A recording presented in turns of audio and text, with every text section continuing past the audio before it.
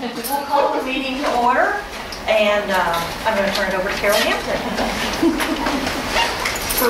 I want to thank all of you for coming out in the bad weather. This is our budget hearing for the upcoming year. I want to introduce first Janet Grin is joining us as our Director of Finance. She'll be here full-time starting next week, but she's been in and out, so I'm glad to have her. I want to thank Bonnie Granger and Megan St. Clair. They've been with us this last 4 or 5 weeks. In the interim period, getting all the work done, working with our staff, getting all of the reports that had to be done at the end of a year and starting a new year, blending this together. So thank y'all. As we get started, I wanted to hit some of the highlights in the schools, then we'll get straight to the budget, and I'm just going to hit a few of them. We had the highest 7th grade language arts scores in the state. That's just come out. We haven't gotten all of our district ratings. That'll be next week. But we know with just the raw data that came out, we had the highest 7th grade language arts scores. I want to congratulate those people. We finished a lot of the summer training. There will be ongoing training during the year that we have been sending people to for the National Core Curriculum training. We will implement that curriculum alongside our current curriculum beginning in August. So that kicks up full speed in about a week. Those are national mandates, federal mandates on what we're doing. Our Marine Science Quiz Bowl team won national competition, or the regional competition in Pensacola, 3-state regional, and they went to the national competition in San Antonio. In our student activities, our beginner band has grown. Last year we had about 82 students in beginner band. This year we're supposed to hit about 90 in beginner band. As the band continues to grow, they made the finals of the state marching competition again this past year. We have continued growth in our choir. Last year we were over 100 in the high school choir. They just returned from a trip to England and France and had just a very successful trip, and that continues to grow. We're the 5A state champions in both volleyball and high school cheerleading. So we're working on defending those titles. Baseball won the state championship in 5A in 2010, and we made it all the way to the finals this year again, which was tremendous 2 years in a row to be in Jackson. We lost to Ridgeland, but we will be back because we have 6 starters returning, so we're very excited about that. We have 2 Dandy Dozen football selections that are on the top 12 in the state this year. That's very unusual in Long Beach. I don't know if we've ever had, we've never had 2 in the Dandy Dozen, so we're very excited about those prospects. We did win 5A state golf championship with Anthony D'Angelo. We won South State track in boys and girls this year, and very proud of all of that. Our facilities, our corridor is completed at Quarles. We're down to just punch lists, but those are open, and so now the cafeteria is connected to the school, and that's ready for school to start. The storage building that is they're working on the roof there at McCon, just north of the playground. That is being built with CDBG grant money, and that is scheduled to be through in October. That will provide restrooms for outdoor activities, storage area, and a potential concession stand for future growth there. The bids have been awarded for the pavilion. They have started today roughing out where the sidewalk's going to be that connects the playground to the pavilion and on to the storage unit in the back. So the pavilion is ordered, and that is all set on schedule to be finished by December. That will close out our CDBG grant, okay? The $1.5 million that we got for other activities. And we are continuing pursuing grants for the tennis courts, the 8 tennis courts that go in that site just beyond where the bathrooms are. We have 2 grants out there now. One looks promising for at least a small part of that funding.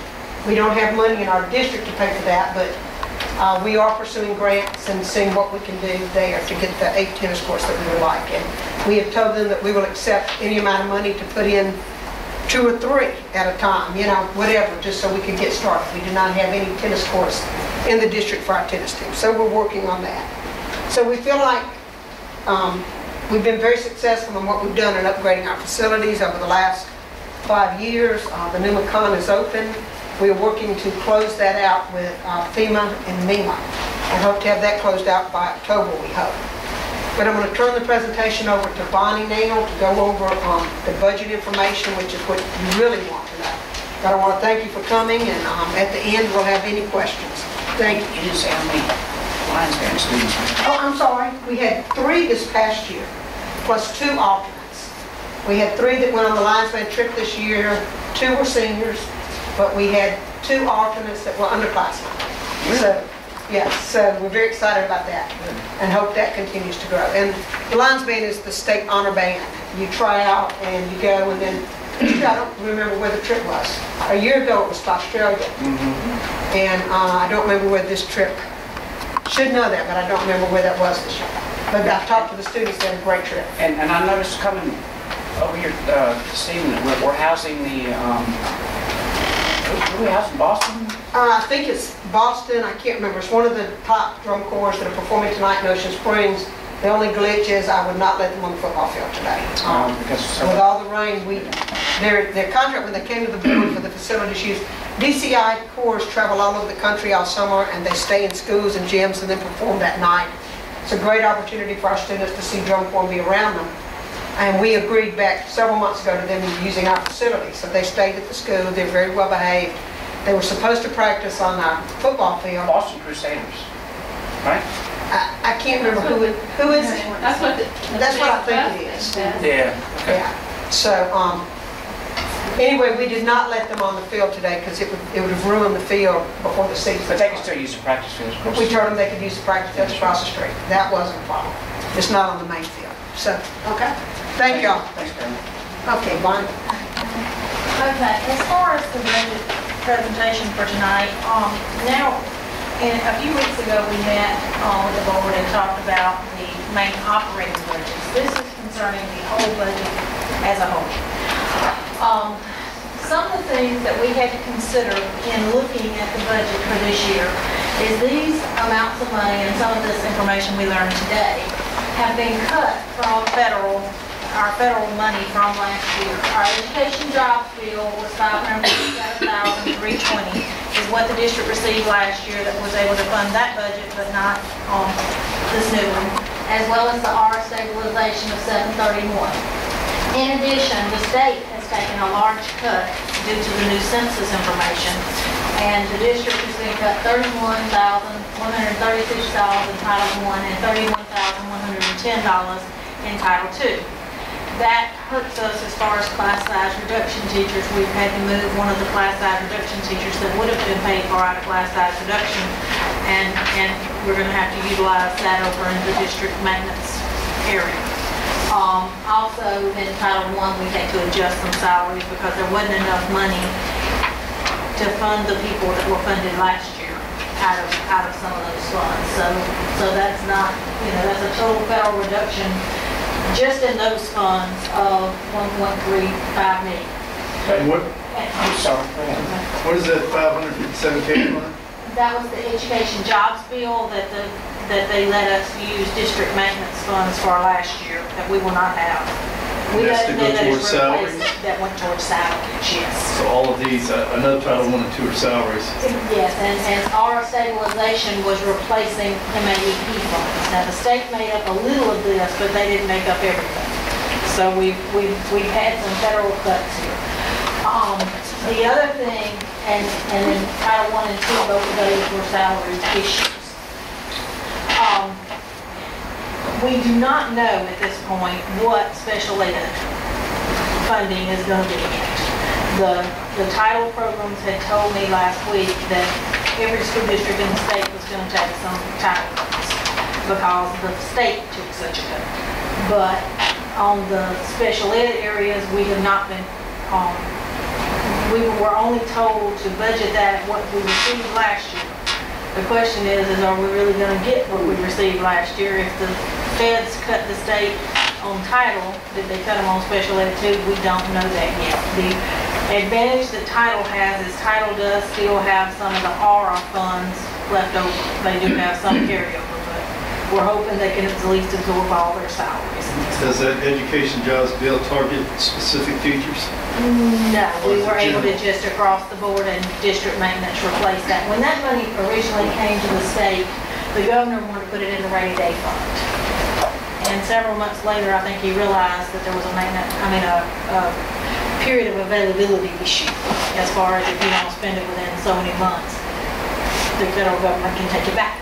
And so he told the districts, spend this money and move salaries that you would have paid for out of district maintenance over to this, and save this money for next year because he knew he wasn't going to support fully funded MAEP.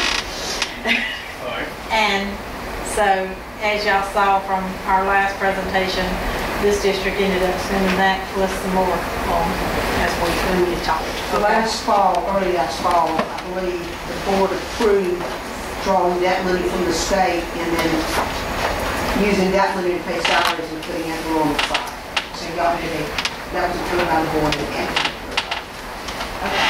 Also, on revenue reductions from ad valorem tax reduction funds, these were not, because of this district's at the 55 mil cap, you could not absorb this.